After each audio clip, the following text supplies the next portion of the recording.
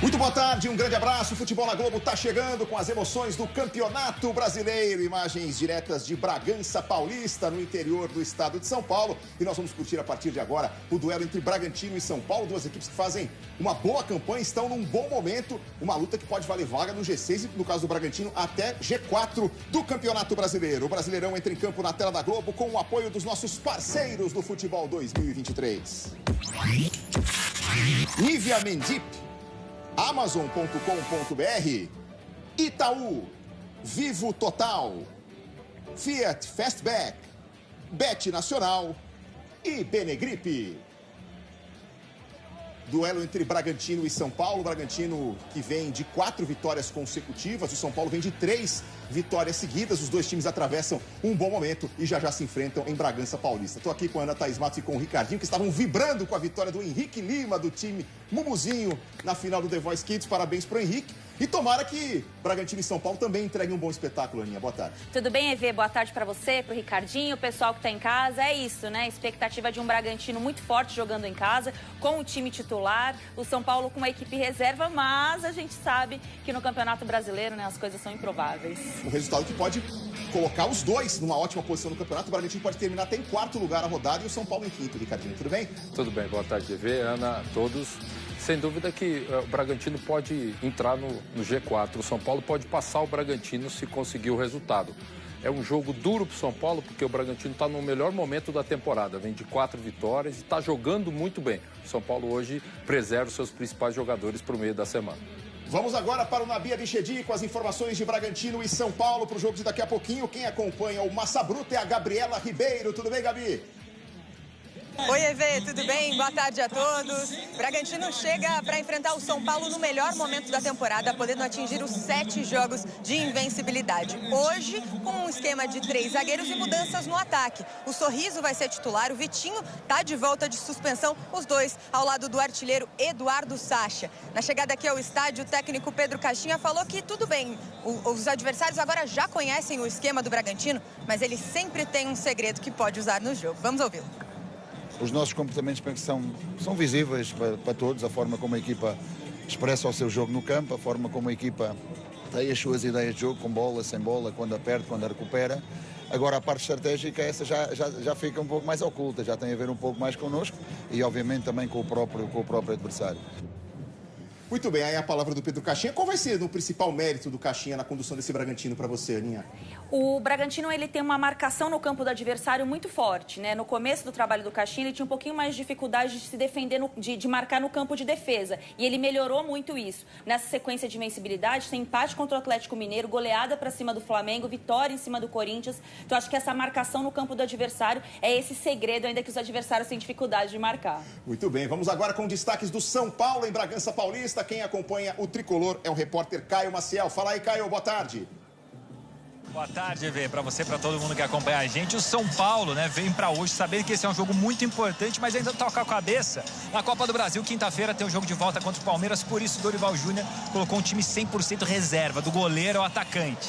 E tem uma esperança também, né, uma carta na manga aguardada aí no banco de reservas, Alexandre Pato, né, ele que já defendeu o São Paulo 2015, 14-15, 19-20, pode reestrear, né, nessa volta dele ao tricolor. E a gente conversou com o Dorival sobre isso. Qual a expectativa de Alexandre Pato em campo hoje? Vamos ouvi-lo. Olha, nós estamos dando tempo suficiente para ele poder crescer, evoluir, buscando a melhora que ele imagine. Naturalmente está se aproximando o momento dele poder estar em campo. Quem sabe, eu espero que possa ser no dia de hoje, que ele seja muito feliz aí nesse terceiro retorno. O Pato, que não entra em campo desde agosto do ano passado, né, jogando pelo Orlando dos Estados Unidos, está prestes aí a iniciar sua terceira passagem pelo tricolor. O que é justo esperar do Pato nesse momento da carreira dele, Ricardinho?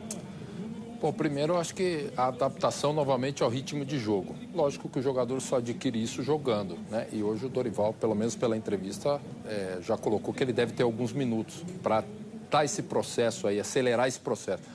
A gente tem que esperar tecnicamente como é que ele está fisicamente, né? Porque é um período muito longo para o jogador ficar sem atuar. Mas acho que o momento do São Paulo também ajuda. Quando o time tem resultados, você tem espaço para a readaptação de alguns jogadores, hoje em especial o Pato.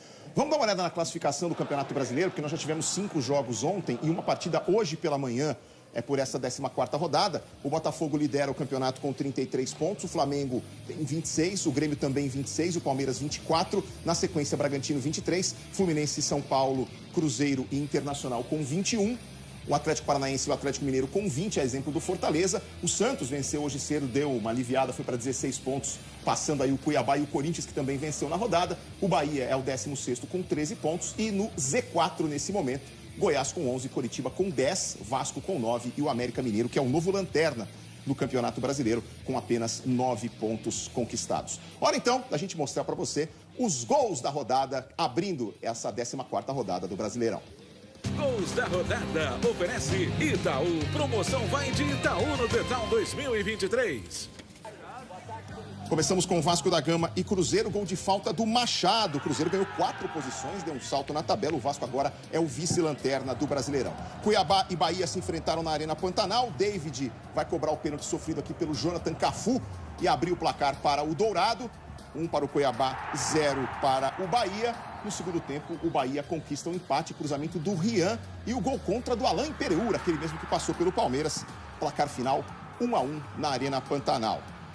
Vinícius Mingotti ficou sentindo ali, mas foi gol contra do Alain Pereur. Atlético Mineiro e Corinthians, passe errado do Mariano, bola de presente para o Yuri Alberto. Ele arranca com a bola e coloca para o Roger Guedes, que não marcava desde 31 de maio contra o próprio Galo pela Copa do Brasil. Vitória do Corinthians e o Galo ainda não venceu em 5 jogos com o comando do Felipão. Coritiba e América, confusão na grande área e o Juninho fazendo 1-0 para o América. Aí pênalti cometido pelo Danilo Avelar, que o Aleph Manga converte para o Coxa. O 2-1 através do Robson, que corta a marcação do Danilo Avelar e solta a pancada. E o 3-1, gol do Vitor Luiz, aquele que teve passagens para o Palmeiras e Botafogo aos 50 do segundo tempo, fechando a contagem. O Coxa não vencia o jogo no Couto Pereira desde fevereiro. Palmeiras e Flamengo. O jogo foi interrompido por 2 vezes ao longo do primeiro tempo, por uma situação de gás de pimenta, efeitos nos jogadores por uso do gás de pimenta fora da arena, numa confusão entre torcedores do Flamengo e a polícia. E os gols do jogo. O Rony cabeceou, o goleiro espalmou, a bola tocou na trave, o Matheus afastou, o Thiago Maia afastou mal e o Palmeiras fez 1-0 com o Dudu. E o Arrascaeta, que veio do banco de reservas no segundo tempo, a exemplo do Everton Ribeiro, que deu o passe para ele. Palmeiras e Flamengo 1-1. Placar final. Olha esse jogo na Vila Belmiro hoje cedo. O Santos não vencia há 12 jogos. Marcos Leonardo abriu o placar 1-0. Cruzamento do João Lucas, Marcos Leonardo 2-0. Aí o VAR chamou e marcou esse pênalti do Kevson em cima do Maguinho. O Guilherme fez o gol. Aí o Marcos Leonardo dá o passe pro Speedy Mendonça. 3-1 pro Peixe, placar do primeiro tempo. Aí o Guilherme, que é canhoto, chutou de pé direito na segunda etapa, fez o segundo gol do Goiás. O empate veio com o João Magno, estreando hoje, foi contratado outro dia, estreando hoje, já fazendo o seu primeiro gol. E aí, a arbitragem dá esse pênalti do Lucas Alter no Joaquim. O Mendonça converte 4-3 para o Santos, placar final. Bruno Arleu de Araújo foi o árbitro do jogo, o Igor Júnior Benevenuto foi o VAR, o Igor Júnior Benevenuto até chamou. Mas tem certeza? O Bruno Arleu de Araújo foi lá e falou assim, sim, tenho certeza. Pênalti marcado e o Santos venceu pelo placar de 4-3. Ao mesmo tempo de Bragantino e São Paulo, a gente vai ficar de olho no jogo do Maracanã, entre Fluminense e Internacional. O Flu que tem apenas uma vitória nos últimos 6 jogos. O Inter defendendo uma série invicta de 10 partidas, mais de 30 mil ingressos vendidos antecipadamente no Maracanã. Um confronto direto pelo G6. As duas equipes somam 21 pontos e 6 vitórias. Marcelo e Cano entre os relacionados para a partida. O Fluminense fica na frente do Inter apenas por causa do saldo de gols. E o Ener Valencia, né, recém-chegado e podendo aí jogar pelo Internacional. A gente vai ficar de olho e mostra para você os detalhes dessa partida que acontece também às 4 da tarde no Maracanã. Um rápido intervalo e na volta os times em campo, as escalações e a bola rolando para Bragantino e São Paulo. Futebol na Globo, aqui é emoção.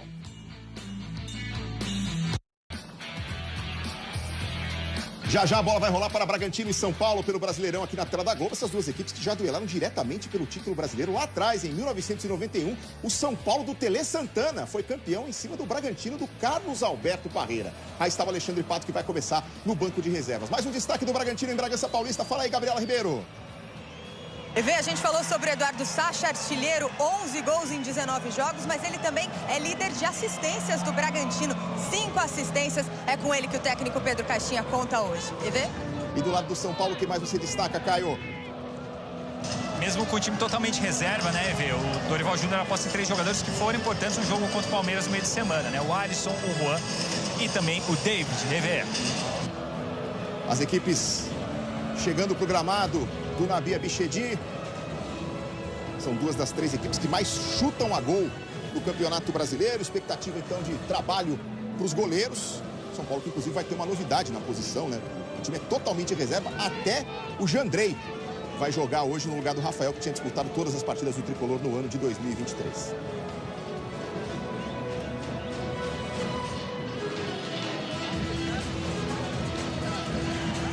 São Paulo vai jogar hoje com seu uniforme número 2, o Bragantino com o seu uniforme tradicional. Essas equipes que já se enfrentaram esse ano pelo Campeonato Paulista. São Paulo até abriu o placar, mas o Bragantino conseguiu vencer de virada. É a 14ª rodada do Brasileirão, você curtindo ao vivo na tela da Globo. E agora em Bragança Paulista nós vamos à execução do Hino Nacional Brasileiro. O Hino Nacional Brasileiro.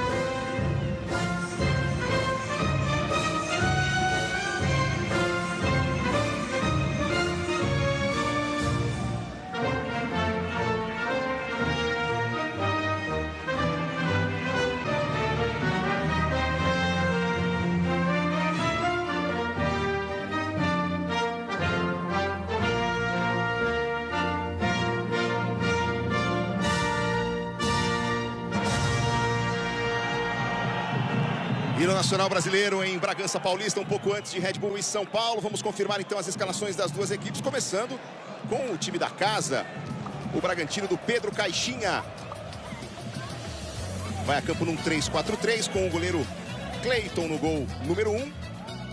Os 3 defensores, Luan Patrick, 30, Eduardo, 26 e o Juninho Capixaba, 29.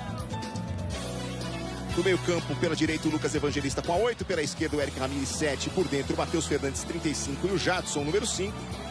E lá na frente, Sorriso, 27. Eduardo Sacha, 19. E o Vitinho, camisa de número 28. Esse é o time dirigido pelo Pedro Caixinha, o Bragantino, para enfrentar o São Paulo, tricolor do Dorival Júnior, que vem com uma equipe alternativa para esse duelo diante do Braga.